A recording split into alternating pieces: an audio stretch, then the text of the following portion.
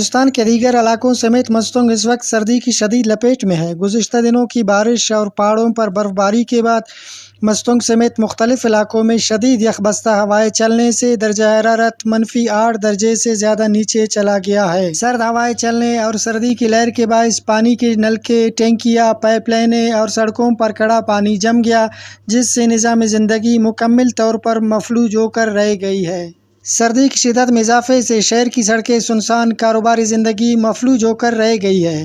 شہر کے بیشتر کاروباری مراکز، شاپنگ مارکیٹیں بند ہیں۔ دکاندار اور شہری گھروں تک محدود ہو گئے ہیں اور معمولاتی زندگی بری طرح متاثر ہو کر رہ گئی ہے۔ دوسری جانب سردی کی شدت میں اضافے کے بعد مستونگ سٹی میں گیس پریشر میں بھی انتہائی زیادہ کمی آ گئی ہے۔ گیس پریشر نہ ہونے سے بچے، بوڑھے اور معذوروں کو سخت مشکلات کا سامنا ہے۔ لوگ سردی کی شدت سے بچنے کے لیے LPG گیس اور لکڑیاں جلانے پر مجبور ہو گئے ہیں، جبکہ LPG گیس کی بھی قیمتیں آسمان سے باتیں کرنے لگی ہیں اور لکڑیاں خریدنا بھی غریب عوام کی پہنچ سے باہر دکھائی دے رہا ہے۔ دوسری جانب PDMA نے بلوچستان میں متوقع برف باری اور بارشوں کے پیش نظر الرٹ جاری کر دیا ہے۔